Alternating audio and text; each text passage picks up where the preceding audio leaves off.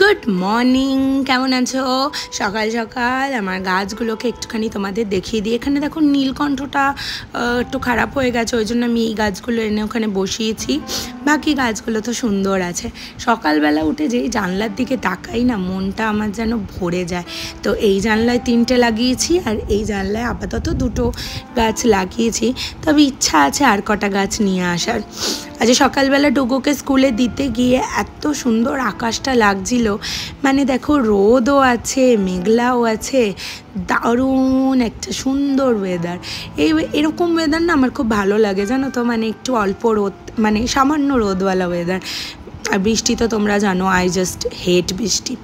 তো ডুগুকে স্কুল থেকে দিয়ে এসে আজকে একটু পোড়ামাতলায় গেছিলাম। তখন পোড়ামাতলায় সবেই পুজো শুরু হয়েছে। আসলে অনেক সবসময় মহাপ্রভু বাড়ি যাই, আজকে একটু পোড়ামাতলা দিয়ে ঘুরে এলাম, কারণ না হলে আর দর্শন হয় না। পোড়ামাতলায় গেলে মা ভবতারিণীরও দর্শন করে নিলাম আজকে। এখানেও পুজো হচ্ছিল, তাই ঠাকুরমশাই তো সামনেই দাঁড়িয়ে। এখানে সকাল সকাল একদম ভালো টাইমে গেছিলাম, জানো তো, 2 জায়গাতেই পুজো হচ্ছে। অ্যান্ড রোজের মতো আজকেও আমার গৌড়ের দর্শন করিয়ে দিই তোমাদেরকে। আর দেখো গৌড় আজকে সকাল সকাল সুন্দর করে ফুল টুল দিয়ে সেজে নিয়েছে, একদম মাথায় ফুলের মুকুট পরে সুন্দর করে উনি সেজেছেন। তো গৌড় তো একদম সকালবেলা থেকে উঠে যান উনি, উঠে গিয়েই একদম সবার জন্য উনি হাসি মুখে ওখানে দাঁড়িয়ে থাকেন। যখনই যাবে ওনার হাসি মুখ দেখে মনটা ভরে যাবে। তো এখানে আমি বানিয়ে নিচ্ছি ধোকা। তো ধোকাটা বানানোর জন্য প্রথমে আমি ধোকার যে প্যাকেটটা, ওটার মধ্যে একটু গরম জল দিয়ে নিয়েছি। গরম জলটা দিয়ে নিয়ে ওটাকে মিক্স করে 15 মিনিট রেখে দিতে হবে।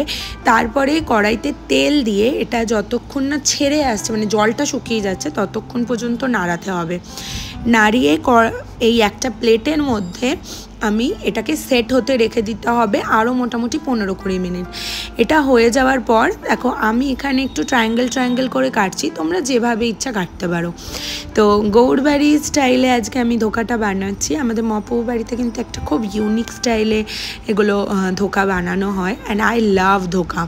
নিরামিষের মধ্যে আমার যদি মানে পনিরের অপশন থাকে তো আই লাভ ধোকা মোর দ্যান পনির। তো এখানে প্রথমে দেখো আমি একটু তেল গরম করে নিচ্ছি। সর্ষের তেল দিয়ে করব রান্নাটা, কারণ সবসময়তেই গৌড়বাড়িতে সর্ষের তেল দিয়েই রান্না হয়। তো এই রেসিপিটা কিছুটা আমার শাশুড়ির থেকেই শেখা, কারণ উনি এই নিরামিষ রান্নাগুলো খুব ভালো করেন। তো ধোকাটাকে নিয়ে আমি একদম তেলের মধ্যে সুন্দর করে একটু কড়া করে ভেজে নেব।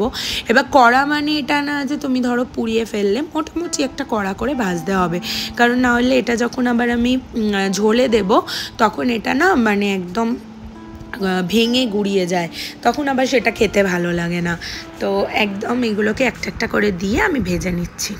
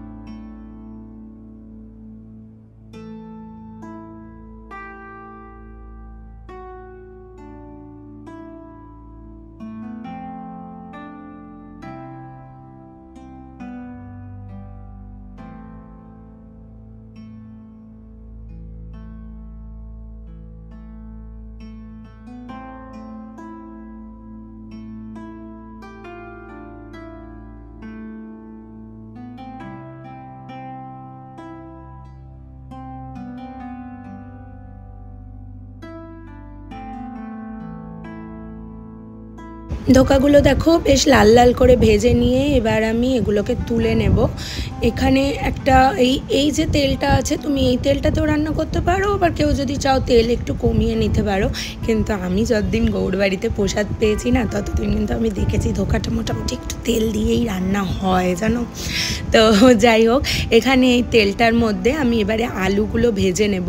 এবার একটা কথা তোমাদের বলি, কেউ যদি চাও এখানে না একটু তেজপাতা দিয়ে ফোড়নও দিতে পারো। এবার আমার কি হয়, আমার ওই তেজপাতা দিলে না, তেজপাতাটা যখন পাতে পড়ে আমার একদম ওটা ভালো লাগে না। ওই জন্য আমি একটু গোটা তেজপাতা ব্যাপারটাকে অ্যাভয়েড করারই চেষ্টা করি। একান্তই না পারলে নয়, তাহলেই আমি ওটা দিই, না হলে দিই না। তো দেখো এখানে আলুগুলোকেও আমি একটু লাল লাল করে ভেজে নিয়েছি, আর যথারীতি একটা পড়েও গেল, বড্ড বিরক্ত লাগে জানো। এখানে একটা পেস্ট বানিয়ে নিয়েছি আমি জিরে আদা টমেটো দিয়ে, ঠিক আছে। আদা নিয়েছি একটু মোটামুটি আন্দাজ মতোই নেবে, যতটা তোমার এক প্যাকেট ধোকার মধ্যে। এখানে 2টো টমেটো নিয়েছি, টমেটোটা একটু বেশি দিতে হয়, আর অল্প একটু জিরে আর কাঁচা লঙ্কা দিয়ে এর মধ্যে একদম তেলে দিয়েই আমি নুনটা দিয়ে দিচ্ছি। আর নুন দেওয়ার পরে এর মধ্যে আমি দিয়ে দেব হলুদ। তোমরা চাইলে অল্প একটু ধনের গুঁড়োও দিতে পারো, আমি এখানে আর কিছু দিইনি, কারণ এটা মানে যে সাত্বিক রান্না, ধরো এটা তো একটা সাত্বিক ফুড, যেগুলো মানে ঠাকুর বাড়িতে প্রসাদ হয়, সাত্বিক খাবার দাবারে কিন্তু বেশি মশলা ইউজ করা হয় না। তো অল্প একটু আমি কাশ্মীরি লঙ্কার গুঁড়ো দিয়ে দিচ্ছি, এটা অপশনাল, দিতেও পারো নাও দিতে পারো। দিয়ে একটুখানি আমি ওই যেটা মিক্সির বাটিটায় যে মশলাটা ছিল ওটার মধ্যে ওটা ধোয়া জলটা দিয়ে দিয়েছি, দিয়ে এটাকে আমি খানিকক্ষণ রেখে দেবো, কষাবো। তো দেখো একদম মশলাটা থেকে তেল বেরিয়ে এসছে। ঠিক এই সিচুয়েশানে এটাকে আর একটুখানি হাই ফ্লেম করে কষিয়ে নিয়ে এর মধ্যে আমি পরিমাণ মতো জলটা দিয়ে দেবো, আর সঙ্গে আলু দিয়ে দেবো। দিয়ে আমাকে আলুটা ফোটাতে দিতে হবে যতক্ষণ আলুটা সেদ্ধ হয়ে যায়।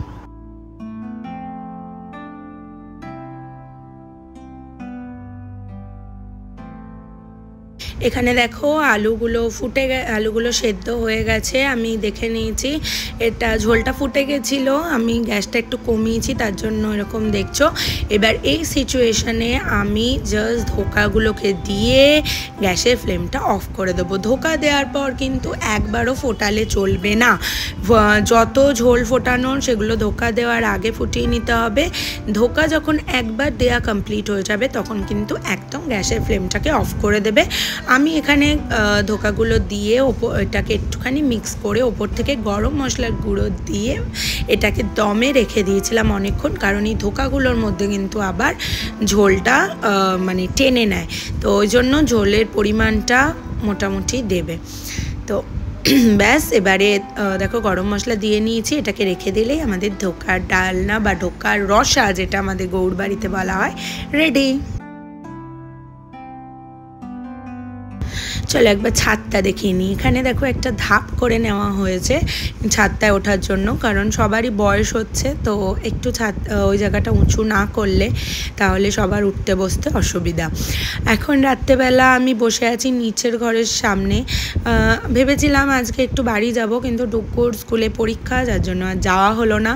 তো ব্যাস এইটাই লাইফ। তো আজ আসি, চলো কাল আবার দেখা হবে, টাটা।